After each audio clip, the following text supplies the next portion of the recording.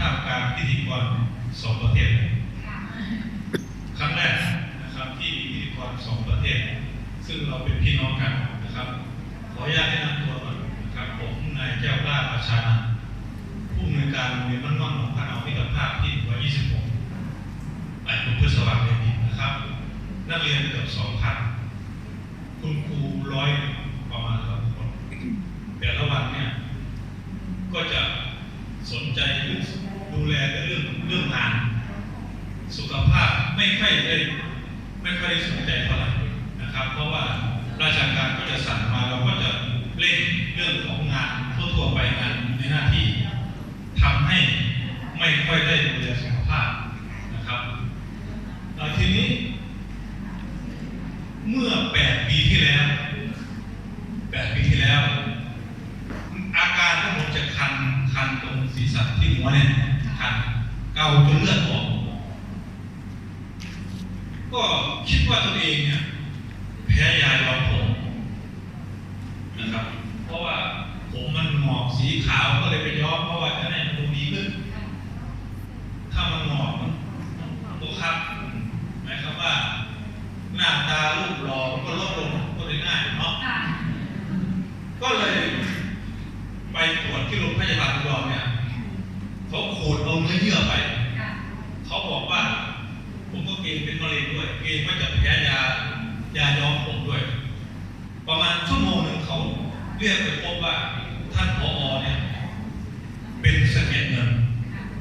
ซึ่งสะเก็ดเงินเนี่ยมันจะหาสาเหตุไม่ได้แต่ส่วนหนึ่งก็เกิดจากภูมิแพ้เกี่ยวกับเลือดนะครับทีนี้ก็ไปหาหมอปุ๊บซื้อยาทานบางคลินิกบ้างโรงพยาบาลบ้าง7-8 ปีเหมือนเดิมคือไม่ดีขึ้นพอทุเราก็กลับมาเหมือนเดิมพอเมื่อ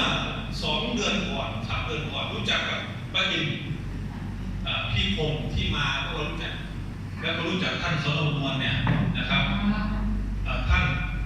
รู้จักกันในงานราชการท่านเสร็จแล้วผมก็มาทานประมาณ3-4 กล่อง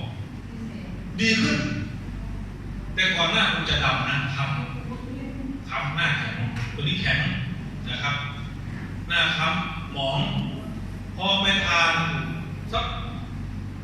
4-5-7 กล่องประมาณนี้สังเกตตัวเอง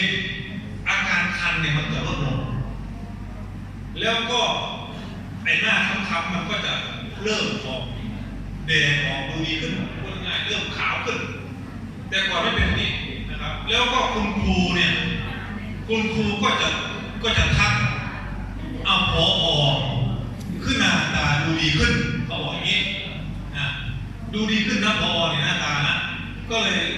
เราก็ยิ้มแค่นั้นก็ไม่ได้บอกว่าทานอะไรนะครับเพราะเขายังไม่ถามทีนี้พอมาเดือนที่แล้วนะครับบังเอิญผมไม่ได้มาพบท่านประธานไม่ได้มาเอายาเลิกว่ากินก็หมดช่วงหายไปสัก2 สัปดาห์เนี่ยมันก็จะเกิดรู้สึกอาการมันรู้แล้วว่าเราขาดจริงๆแล้วผมเป็นมา8 ปีน่าจะทานไปสักปีหนึ่งนะครับทานเยอะๆคืออาจจะวันละเช้า2 เที่ยง2 เย็น2หรือเช้า3 เม็ดเย็นเที่ยง3 แคปซูลเย็น3 แคปซูลประมาณนี้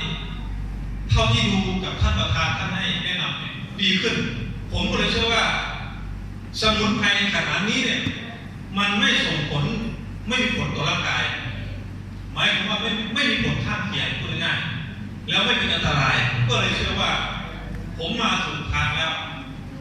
มาถูกทางน่าจะถ้าผมดีเนี่ยผมจะพูดต่อให้กับเพื่อนกับคณะครูกับชาวบ้านเขาทราบว่าผลิตภัณฑ์ตัวนี้ดีแต่ตอนนี้ผมยังไม่100%ไปพูดให้ใครฟังเขาผมว่าท่านเชื่อแบบไหนเขาก็สังเกตดูเพราะฉะนั้นแต่เท่าที่ผมสังเกตตนเองเท่าที่ดูอาการนะครับผมมาถูกทางแล้วดีแล้วนะครับแล้วก็ส่วนหนึ่งก็คือออกกำลังกายด้วยครับ